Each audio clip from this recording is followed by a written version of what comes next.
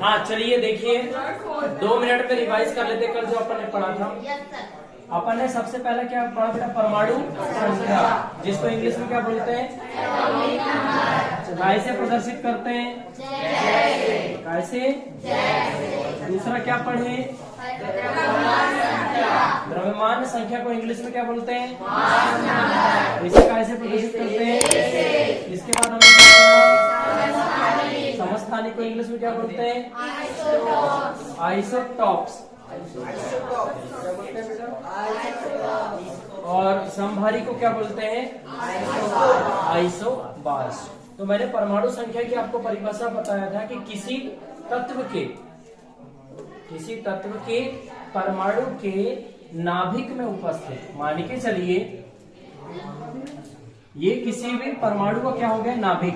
यहाँ देखिए सभी, देखिए यहाँ ध्यान दो बेटा, ये किसी भी परमाणु का क्या हो गया, नाभिक। और नाभिक की ये 72 कोशिश क्या हो गई, कक्षाएं, जहाँ पर कौन रहता है, इलेक्ट्रॉन। ठीक है, तो किसी भी परमाणु के नाभिक में, ये क्या हो गया, नाभिक हो गया, किसी भी परमाणु के नाभिक में उपस्थित प्रोटॉन की संख्या, ठीक है, किसी भी परमाणु के नाभिक में उपस्थित प्रोटॉनों की संख्या उसकी क्या कहलाती है, परमाणु संख्या। परमाणु संख्या को अपन कैसे प्रदर्शित करें, जेड। अपन इसको ऐसा लिख सकते हैं कि जेड बराबर पी, अर्थात प्रोटॉनों की संख्या ही उसकी परमाणु संख्या कहलाती है। इसके बाद दूसरा क्या पढ़ा अपन ने, द्रव्यमान संख्या।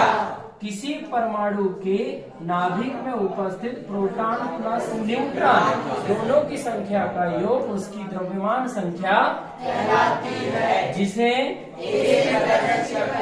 क्या लिख सकते हैं बेटा, ए बराबर P प्लस एन। ए बराबर क्या हो जाएगा, P प्लस एन हो जाएगा। इसके बाद आता है समस्थानिक।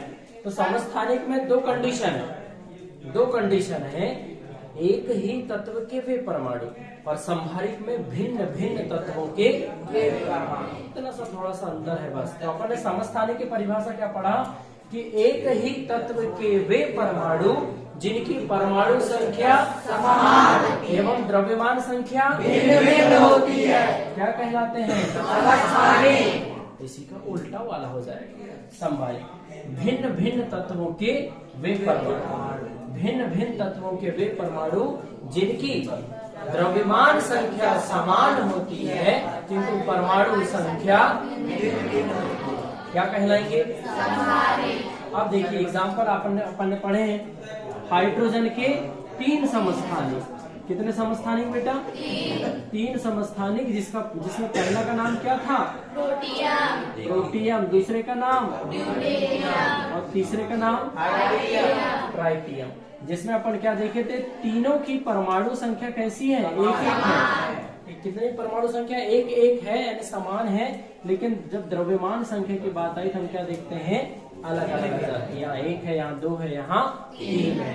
तब ये क्या कहलाते हैं, हाइड्रोजन के 3 समस्थानिक कहलाते हैं। और परमाणु संख्या समान होती है लेकिन द्रव्यमान संख्या भिन्न भिन्न होती है। उस कंडीशन में इन्हें क्या बोला गया, समस्थानिक बोला गया। मैंने एक बात आपको बताया था, जो ड्यूटेरियम है, जो हाइड्रोजन का दूसरा समस्थानिक है, वो मिलकर के किसका निर्माण करता है बेटा, तो आपके ऑब्जेक्टिव क्वेश्चन में आएगा, ये 100% आएगा, भारी जल का सूत्र है। ठीक है, तो आप क्या लिखेंगे, D2O लिखेंगे। अब इसके बाद संभारिक के एग्जाम्पल की बात आती है। तो संभारिक का एग्जाम्पल एक होता है तत्व आर्गन, दूसरा होता है पोटेशियम और तीसरा होता है कैल्शियम। आर्गन का परमाणु क्रमांक कितना, 18, पोटेशियम का, कैल्शियम का, और तीनों के जो द्रव्यमान संख्या है वो 40। तो यदि आपको बोला जाए संभारिक के एग्जाम्पल बताइए, तब सीधे बोलिएगा सर संभारिक के example argon, potassium, calcium, argon, potassium, calcium, argon, potassium, calcium, जिनकी परमाणु संख्या तो भिन्न भिन्न है लेकिन द्रव्यमान संख्या, इसलिए इन्हें क्या बोले, ठीक है। आप ये भी बोल सकते हो जिसकी परमाणु संख्या अलग लेकिन परमाणु भार जो है वो बराबर होता है, इसलिए इसको समभारिक बोलते हैं। जिसका भार समान हो समभारिक, जिसकी संख्या समान हो समस्थानिक। ठीक है, इस प्रकार से भी याद रख सकते हैं। तो मैंने आपको इनकी परिभाषा लिखा करके समभारिक की परिभाषा तो लिखने वाले थे, हो गई है। चलिए लिखिए समभारिक साइडेड, उसमें लिखिए आइसोबार्स, इंग्लिश में भी लिख लिया करो। हाइड्रोजन के 3 समस्थानिक एग्जाम्पल हो गए थे बेटा अपने। तो साइड हेडिंग लिखिए समभारिक। देखिए भिन्न भिन्न तत्वों के वे परमाणु। अच्छा, भिन्न भिन्न तत्वों के क्यों बोले? देखो आर्गन अलग है, पोटेशियम अलग है, कैल्शियम अलग है, तो भिन्न भिन्न तत्वों के वे परमाणु जिनकी द्रव्यमान संख्या तो समान होती है लेकिन परमाणु संख्या भिन्न भिन्न होती है, वही समभारिक है। तो देखिए भिन्न भिन्न तत्वों के वे परमाणु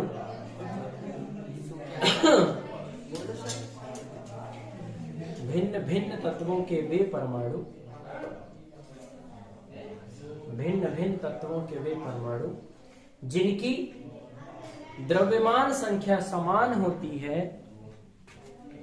जिनकी द्रव्यमान संख्या समान होती है किंतु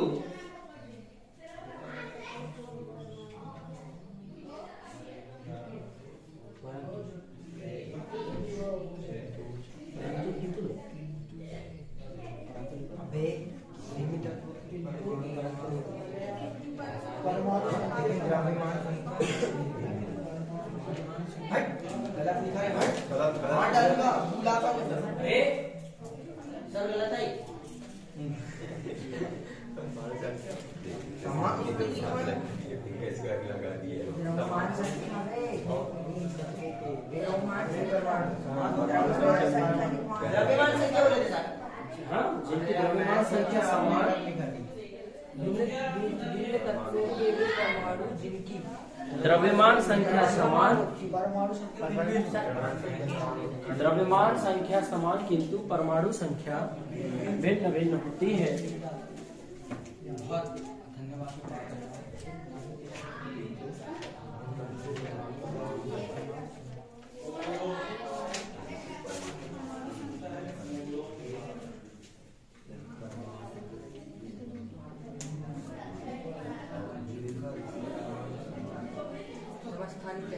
हाँ, समभारिक कहलाते हैं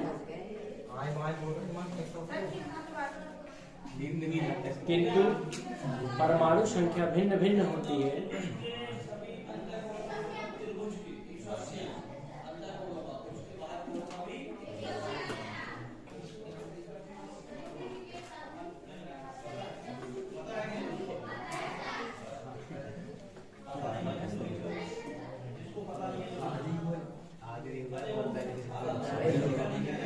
हो गया हो तो बताएं, हो गया? चलिए हो गया तो एक न्यूमेरिकल लिखते हैं उदाहरण। नहीं, एग्जाम्पल ये लिख लीजिए ना बेटा, एग्जाम्पल लिखेंगे नहीं? एग्जाम्पल में argon potassium calcium, Sejal argon potassium calcium, yes, और बढ़िया लिख लीजिए, ऐसा लिख लेना नीचे नाम आर्गन पोटेशियम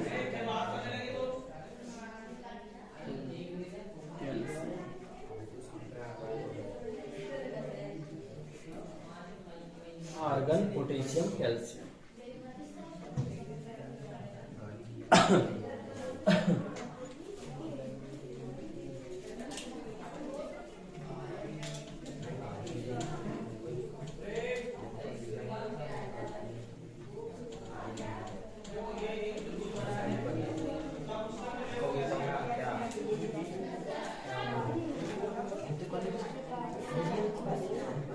हाँ बेटा, क्वेश्चन लिखेंगे नीचे, एक तत्व का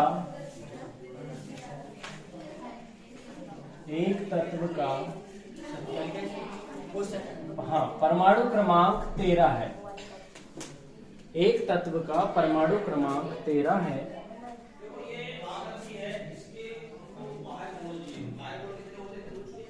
एवं द्रव्यमान संख्या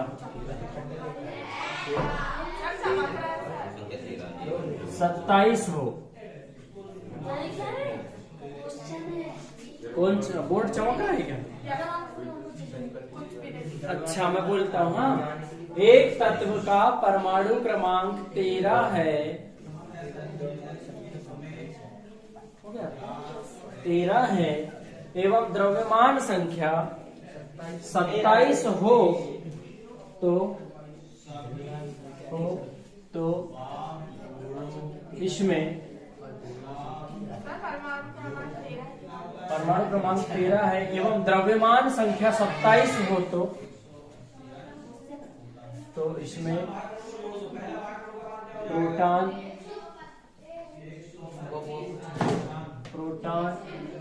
द्रव्यमान संख्या इलेक्ट्रॉन एवं न्यूट्रॉन की संख्या ज्ञात कीजिए।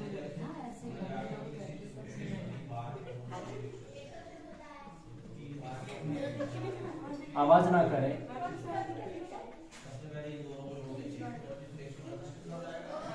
न्यूट्रॉन की संख्या ज्ञात कीजिए।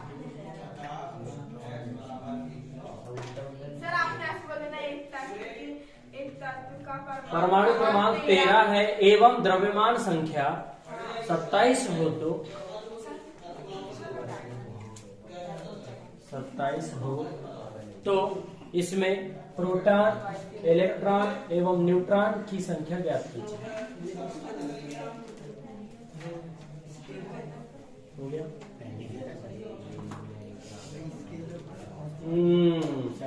कैसा हो रहा सर पता धरनी ना धरनी टेकरा पर पूंजना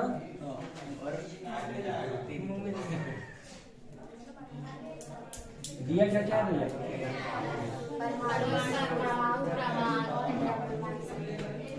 परमाणु संख्या कितनी दी है अपने को? 13। और द्रव्यमान संख्या ज्ञात क्या करना है अपने को? ठीक है। अब अपने को पता है कि अपने को ज्ञात प्रोटॉनों की संख्या करना है, न्यूट्रॉन की संख्या करना है और इलेक्ट्रॉन की संख्या ज्ञात करना है। अब अपने को पता है कि परमाणु संख्या बराबर क्या होती है बेटा? परमाणु संख्या बराबर प्रोटॉन की, तो परमाणु संख्या कितनी है? 13 और प्रोटॉन की संख्या अपने को ज्ञात करनी है। मतलब प्रोटॉन की संख्या कितनी आ गई? तो प्रोटॉन की संख्या कितनी हो गई अपनी? 13। क्लियर? परमाणु संख्या जितनी प्रोटॉन की संख्या भी उतनी। अब अपने को क्या ज्ञात करना है? इलेक्ट्रॉन की संख्या। हमेशा याद रखिए जितने प्रोटॉन होते हैं उतने क्या होते हैं? हम लिख सकते हैं कि परमाणु संख्या बराबर इलेक्ट्रॉन की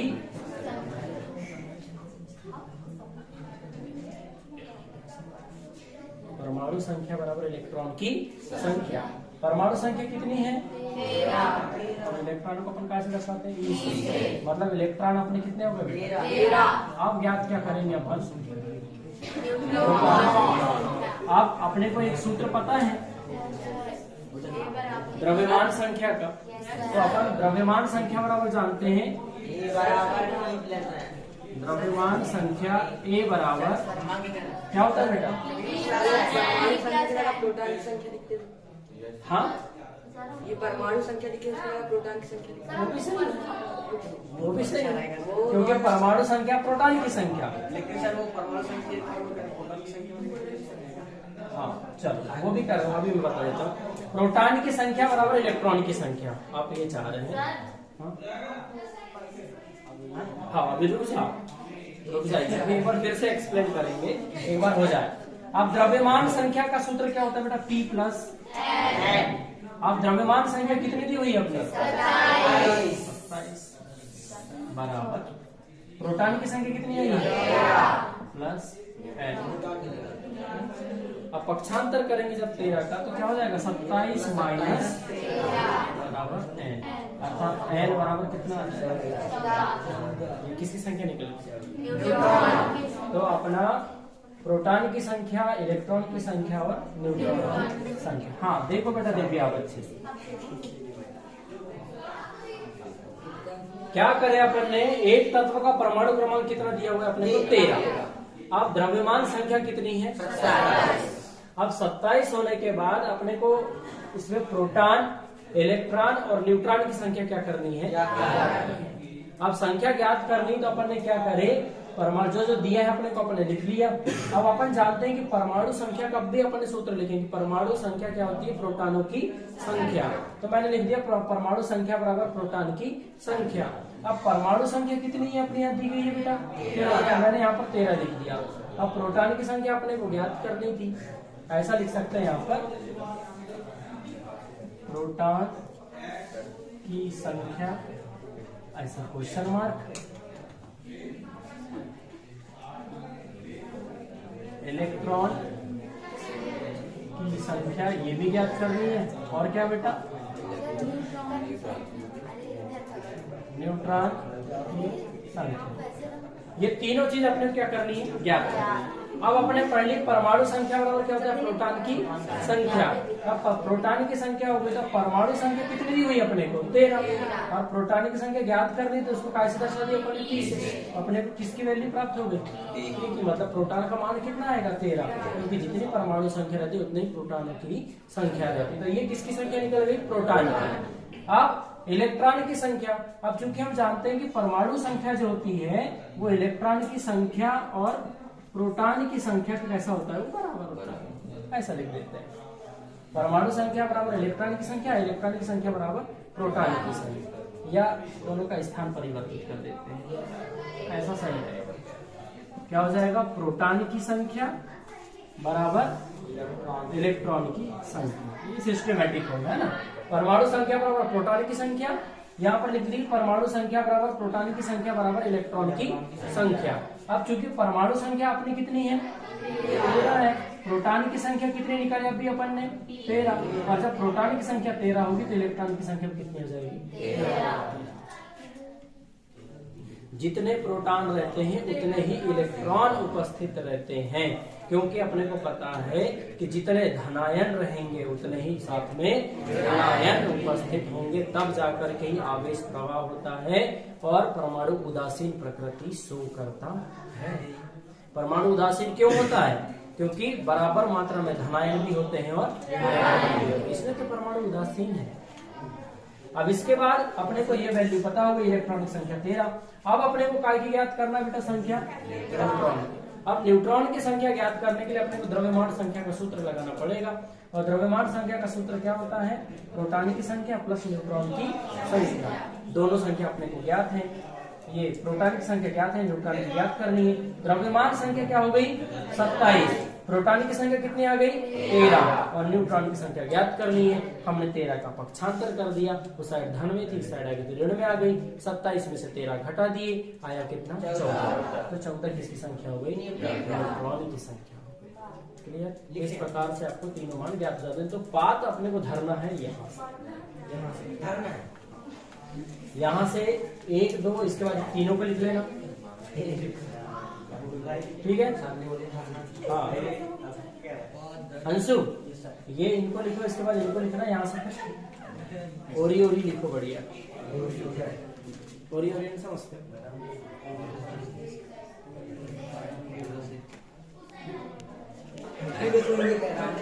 तो देखिए, हाँ समझिए जरा, एक इम्पोर्टेंट टॉपिक सामने आ रहा है जिसका नाम है जे थॉमसन का परमाणु। कौन थे जे थॉमसन, काय की खोज की थी, इलेक्ट्रॉन की।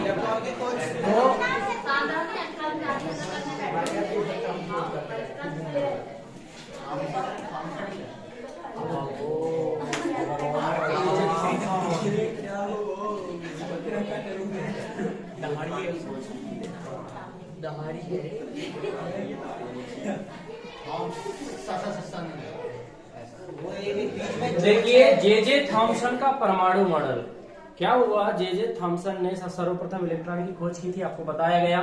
इलेक्ट्रॉन की खोज करने के पश्चात धन किरणों की खोज हुई, जिसके बारे में गोल्डस्टीन नामक वैज्ञानिक ने बताया, रदरफोर्ड ने उसका नाम दिया। इसके पश्चात जे थॉमसन के मन में आया कि क्यों ना परमाणु के बारे में अध्ययन किया जाए, और उस परमाणु का अध्ययन करते करते उन्होंने अपना एक मॉडल प्रस्तुत किया जिसको उनके नाम के आधार पर जे थॉमसन का परमाणु मॉडल कहा गया। जे थॉमसन ने कहा कि जो परमाणु होता है, यहाँ चमक रहा है क्या? 5 नहीं, यहाँ सही दिखेगा। हाँ, तो जे थॉमसन ने कहा कि भैया जो परमाणु होता है ना,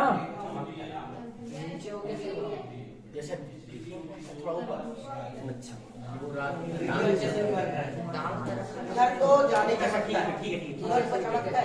यहाँ पर क्या हुआ, जो जे थॉमसन थे, जे थॉमसन ने कहा कि ये जो परमाणु है ना, ये परमाणु धन आवेश से निर्मित एक गोलाकार संरचना है, अर्थात धन आवेश से मिलकर बनी हुई एक गोलाकार संरचना है। ये किसने कहा? कि जो परमाणु होता है वो धन आवेश से निर्मित एक गोलाकार संरचना होती है, जिसमें जितने धनावेश इसके आसपास पाए जाते हैं उतने ही ऋण आवेश इसके कहाँ पाए जाएंगे? अंदर पाए जाएंगे। उन्होंने कहा बढ़िया स्थापित करा दिया ऐसा जी। जितने धनावेश उपस्थित रहेंगे उतने ही ऋणावेश कहाँ उपस्थित रहेंगे बेटा? परमाणु के अंदर उपस्थित रहेंगे, ये उन्होंने कहा। और उन्होंने कहने के पश्चात इन्होंने कहा कि ये जो परमाणु है, पर इस परमाणु मॉडल को उन्होंने एक ब्रिटेन की एक डिश होती है, इसका नाम है प्लम पुडिंग। क्या है? Plum pudding. इस आधार पर इसको प्लम पुडिंग मॉडल के नाम से भी जाने लगा। प्लम पुडिंग एक डिश है। अपने यहाँ डिश रहती तो बोलते कि डोसा, इडली,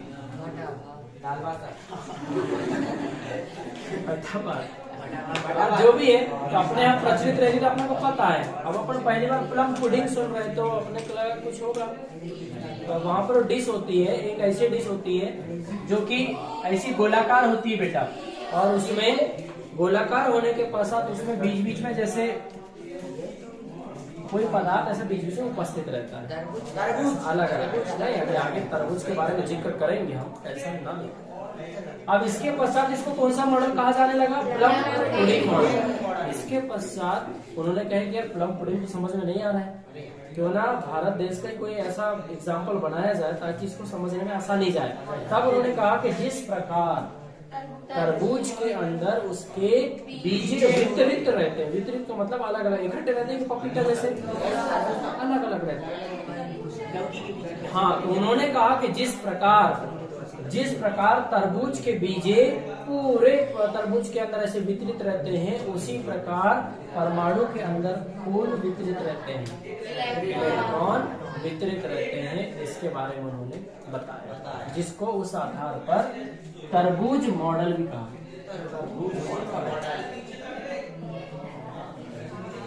तरबूज मॉडल, उस आधार पर इसका एक और बाद में नाम दिया गया रेजिन मॉडल।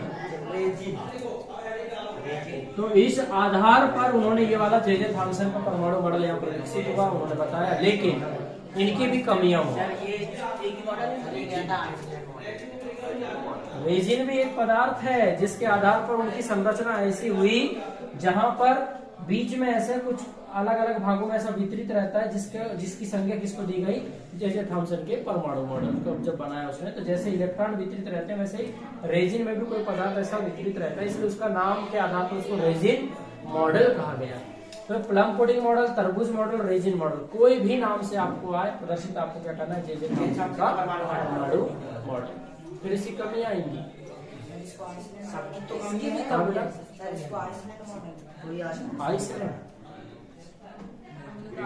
मैंने नहीं सुना, कर लेंगे सर।